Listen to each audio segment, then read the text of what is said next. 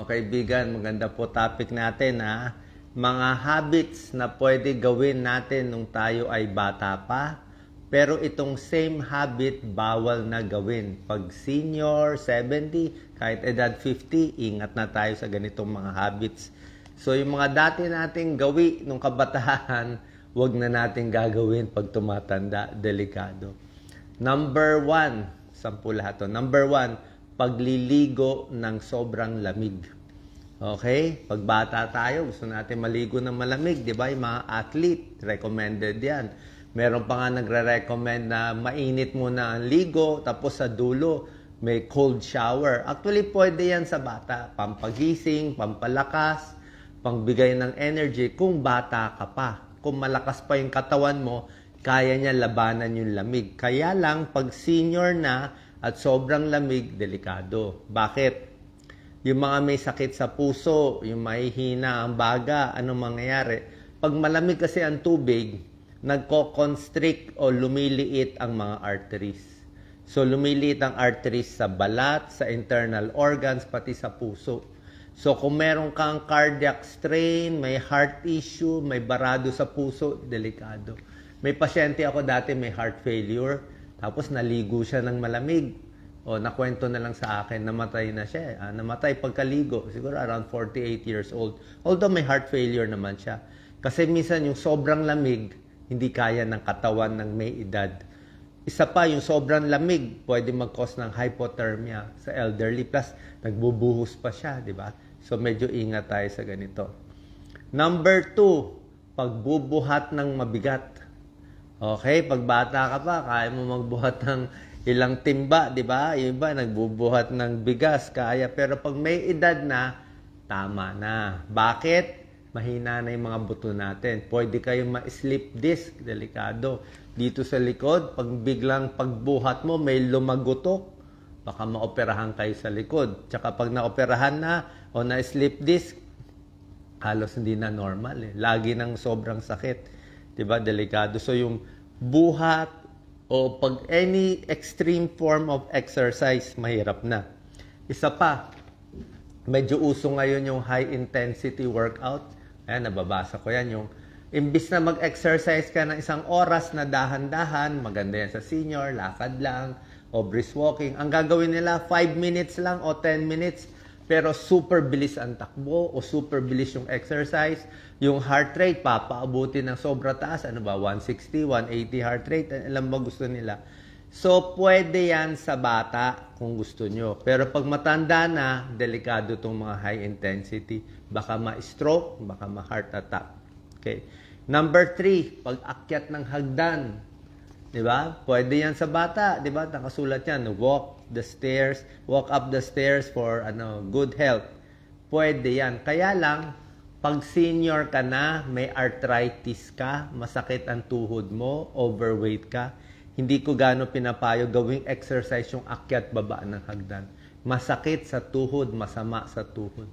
Okay? Kung wala kang problema sa tuhod, bata ka pa, pwede yan. Akyat baba, maganda yan, pampalakas ng muscle.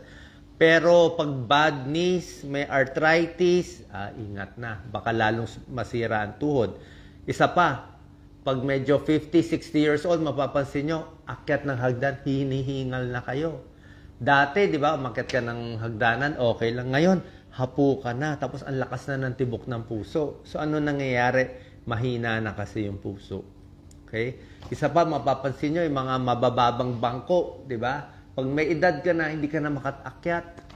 O, sumisikip na lahat Masikip yung likod, yung tuhod, hindi ka na makasquat, hindi ka na makatalungko, di ba? So, iba na yan. Kaya nga yung kama ng may edad, dapat medyo mataas. Pati yung kubeta, yung toilet ng may edad, medyo mataas talaga. Pang senior yun Pati silya, medyo mataas. Kasi mula sa mababa, mahirap na umakyat. Number 4, pagkain ng hilaw.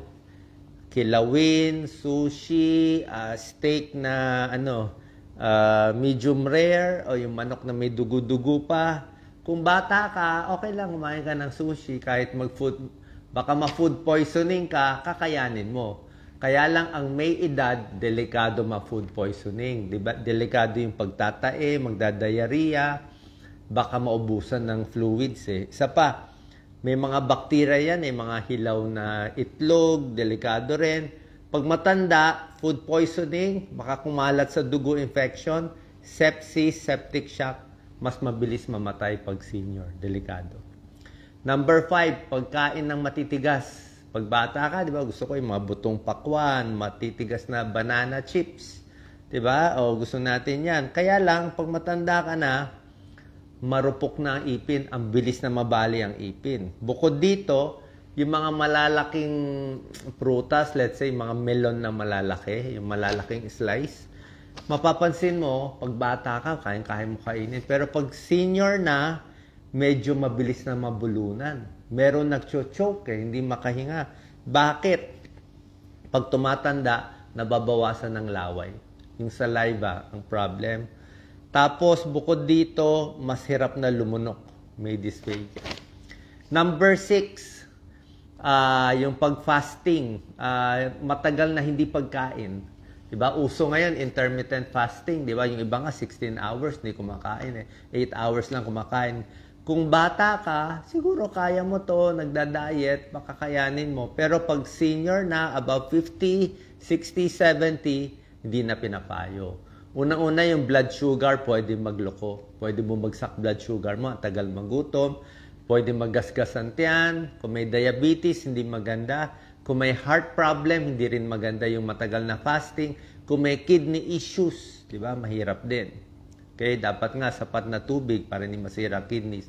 Bukod sa intermittent fasting, delikado din yung crash diet, yung biglang hindi kakain ng ilang araw. Kahit yung mga high protein diet, 'di ba? Uso ngayon high protein, 'di ba? Hindi kumakain ng kanin, puro lang karne, steak, baboy, baka. Pag bata ka, kakayanin ng kidneys mo sa tingin ko, pero kung may edad na, baka masira ang kidneys. Ang kidneys, ayaw niya ng high protein. Nahihirapan siya. O, tatanungin niyo ang nephrologist niyo. Kaya ingat, lalo na kung may kidney problem. Kasi pag tumatanda, humihina din ang kidneys. Okay? Kung gusto natin, pag medyo tumatanda na, konti lang ang kinakain, mas madalas, medyo malalambot, madaling manguya, dahan-dahan kinakain, at usually pare-parehong pagkain para masanay ang tiyan. Number 7, pag bata ka pa, pwede makipagtalik everyday sa partner mo. Pero pag nagkakaedad na, medyo less na ang pagtatalik. Usually, babae, lalaki may problem. Babae may menopause, vaginal dryness. Sa lalaki, medyo impotent, di ba? Tsaka mas hinihingal na, may back pain na, at mas nahihirapan na. Pati yung puso, minsan pa, mas hinihingal na sila. So, konting hinay-hinay, pag senior na. Number 8, huwag uminom ng maraming pain relievers. Diba? Yung mga kabataan, inom ng pain relievers. Sabi ko nga, bawasan eh. Baka masira kidney nyo. Pero pag bata ka, usually kinakaya pa nila yan, yung mga pain reliever na yan. Pero kung may edad na, delikado na. Kasi may edad na, mas may arthritis ka, masakit ang mga kasukasuan, mas iinom ka ng pain reliever, may mga side effect po yan, mga mefenamic acid, ibuprofen, at iba pa. Ano mga side effect? Pwede masira ang kidneys. Okay? Pwede dumugo ang tiyan, may nagbi-bleeding. Pwede tumaas ang blood pressure. Okay? Sasabihin nyo, ba't pa binibenta? Pwede mo inumin pag nireseta ng doktor, siguro ilang araw lang, 2 days, 3 days, pero tigil na. Okay? Kung kaya naman, i-hot pack na lang. Kasi merong tao na tsatsambahan. Okay? Hindi naman lahat ng inom ng pain reliever, masisira ang kidney, dudugo ang tiyan, hindi lahat. Pero pag natsambahan ka nito, sayang naman, kidney failure, di ba? O magkaka-anemia with bleeding. Number 9, gawain, pag bata pa, pwede pa, pero pag may edad, bawal na. Number 9, pagpupuyat. O yung mga night shift, di ba? Sabi ko nga kung bata ka, kaya mo mag-night shift, mag-call center. Kami mga doktor, duty, kami nga, ilang oras pa? 36 hours, halos 2 araw, walang tulog, kaya pa namin yun. Pero pag matanda na, tapos magpupuyat ka tulad dati, iba na pong usapan. Medyo hindi na kaya. Bakit? Pag may edad, napuyat ka, mas maha-high blood ka. Mas bibilis ang heart rate. yung blood sugar mo magloloko din. Mas hilo ka sa umaga. Unsteady ka na nga hindi ka na nga stable ang balance mo dahil may edad na, nahilo ka pa, pwede ka maaksidente, matumpa. So, mas kailangan ng pahinga ang may edad. Number 10, matinding emosyon. Sobrang galit, sobrang sigaw, sobrang iyak, sobrang sama ng loob. Pag bata ka, okay lang magdrama-drama, magsigaw-sigaw, kakayanin mo. Pero pag matanda na, kahit 50 or 60, bigla kang sumigaw, nagwawala ka, delikado po. Mapapansin nyo, lagi yan, basta may edad na, kung dati nang may bara yung puso mo, pwede ka ma-heart attack. Kung dating may bara na yung ugat sa ulo o sa leeg, sa carotid, pwede ma-stroke. Okay, yung iba, pumuputok yung ugat sa mata. Makita mo, conjunctival hemorrhage, kakasigaw. O sa utak, o biglang maha-high blood ka na lang, mamamanhid na lang lahat to.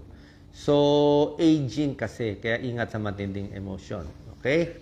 So, final tip sa mga senior, dahan-dahan lang, di ba? Easy lang, everything in moderation. Tapos siguro pag may edad na tayo, bawasan na yung mga drama sa buhay, yung mga away-away, di ba? Yung mga mental stress, di ba? Yung mga away sa pamilya, I think hindi na kailangan pag senior na Kung bata pa kayo, sige, mag-away kayo. Aso't pusa, away ng away. Pero pag matanda na, delikado. Kasi, syempre, mahina na yung katawan Mahina na yung puso, baka may mangyari. Sana po nakatulong tong tips.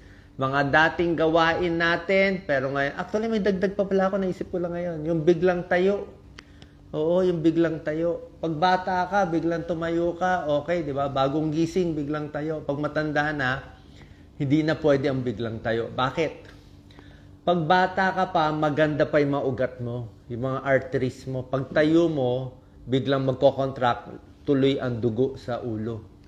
Pero pag matanda ka na, mahina na yung pag-contract ng mga arteries. So pag tayo natin, minsan nagkukulang yung dugo sa utak. Parang naiiwan siya sa katawan So hindi agad nakaka-react yung mga ugat natin. Ayaw mag-constrict para umakyat yung dugo sa ulo. Kaya pag tayo, nahihilo, iikot, vertigo, pwede mag-collapse. Sana po nakatulong tong video.